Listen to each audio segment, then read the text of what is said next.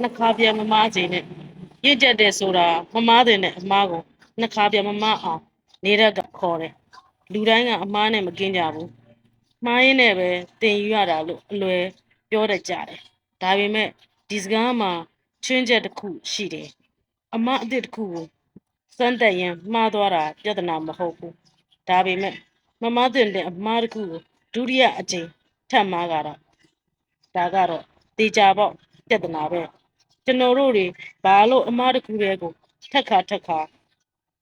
လုံးမိကြတယ်လဲအကြောင်းရင်းကရှင်းတယ်ပထမတစ်ခါမှားခဲ့တုန်းကတေချာသင်ခန်းစာမယူခဲ့လို့ပဲဖြစ်တယ်နာကျင်ရတယ်ဆိုပြီးခံစားချက်ကိုပဲစေတန်းတင်ခဲ့ကြတယ်ဘာကြောင့်မှားသွားလဲဆိုတဲ့အကြောင်းရင်းခံကိုမတင်ယူဘူးမဆန်းစစ်ခဲ့ဘူးဒီတော့အလားတူအခြေအနေတစ်ခုပြန်ကြုံလာတဲ့အခါအရင်ကအတိုင်းပဲတုံ့ပြန်မိတယ်အရင်ကအတိုင်းပဲထပ်မှားပြန်ရောသင်ကလူတစ်ယောက်ကိုအလွယ်တကူယုံကြည်လို့ဒုက္ခရောက်ဘူးလေဆိုပါစို့ဒါဟာပထမအကြိမ်မှာသင်ပေးဆက်ပြီး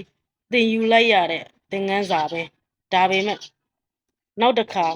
အဲ့ဒီလိုပုံစံမျိုးထပ်ကြုံလာတဲ့အခါသင်ကသတိမထားပဲထပ်ယုံလိုက်ရင်ဒါဟာသင်ရဲ့ပေါ်ဆာမှုတပဲဖြစ်သွားပြီမမတင်တဲ့အမားကိုထပ်မှားတဲ့အခါပေးဆက်ရတဲ့တန်ဖိုးကပထမအကြိမ်ထက်အမြဲတမ်းပိုကြီးတတ်တယ်အချိန်တွေထက်ကုန်မယ်ပတ်ဝန်းကျင်က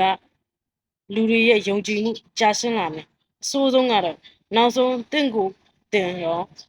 တင့်ကိုတင်တော့လေးစားမှုလျော့ကျလာလိမ့်မယ်တကယ်ရင့်ကျက်တယ်ဆိုတဲ့အသက်အရွယ်ကြီးလာတာကိုခေါ်တာမဟုတ်ဘူးကိုလှုပ်ခဲ့တဲ့အမားတစ်ခုကိုသေချာမြင်အောင်ကြည့်ပြီးနောက်တစ်ချိန်အဲ့အမှားမျိုးထပ်မလုပ်တော့အောင်ကိုကြက်ပြတ်သားထိတ်ထုတ်နိုင်တာပေါ်တာဖြစ်တယ်။မှားခဲ့တဲ့အတိတ်ကိုပြန်ပြင်လို့မရပေမဲ့လာမယ့်အနာဂတ်မှာထပ်မမောက်အောင်သူတင်ကြိုတင်ကာကွယ်လို့ရတယ်။ဒါကြောင့်ဘယ်ကိစ္စမှမဆိုဆုံးဖြတ်ချက်တစ်ခု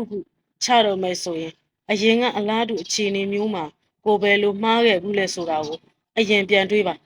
ခန်းစားချက်ကိုဘေးပယ်ပြီးအတိတရားနဲ့အလုပ်လုပ်ပါအမားတဲ့အမားကိုနောက်တစ်ချိန်ထပ်မမှားတာဟာတင့်ကိုယ်တင်အကောင်းဆုံးတိဆောက်ခြင်းပဲဖြစ်တယ်